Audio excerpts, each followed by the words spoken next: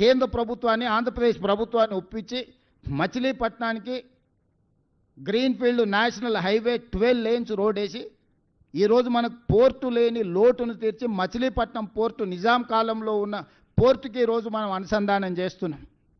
ఈరోజు radial roads వేస్తున్నాం. ఈరోజు శ్రీశైలం ఎలివేటెడ్ కారిడార్ నేషనల్ హైవేతో పాటు శ్రీశైలం టైగర్ రిజర్వ్ ఫారెస్ట్లో 56 కిలోమీటర్ల ఎలివేటెడ్ కారిడార్కి ఈరోజు కేంద్రం నుంచి అనుమతి తీసుకొచ్చినాం. ఈరోజు హైదరాబాద్ ఎయిర్పోర్ట్ నుంచి కొడంగల్కి డెడికేటెడ్ హైవే వేస్తున్నాం. ఈరోజు ఎన్నో ఇండస్ట్రియల్ పార్కుల కోసం ల్యాండ్ ఎక్విజిషన్ ఒక స్ట్రీమ్ లైన్ చేసినాం. ఎన్ని జీసీసీ కంపెనీలను తెచ్చినామంటే నేను ఛాలెంజ్ చేస్తున్నా, ఫార్చ్యూన్ 500లో ఇలా 70% జీసీసీ కంపెనీలు ఇండియాకు వచ్చిన దాంట్లో ఓన్లీ హైదరాబాద్ నగరానికి కాంగ్రెస్ పార్టీ అధికారంలోకి వచ్చిన తర్వాత తీసుకొచ్చినాం. వ్యాన్గార్డ్ కానీ, మెక్డొనాల్డ్స్ కానీ, ఎలీలిల్లీ కానీ, అమెరికా ఎయిర్లైన్స్ కానీ, నేను కంపెనీల డీటెయిల్స్ అన్నీ మీకు ఇస్తాను.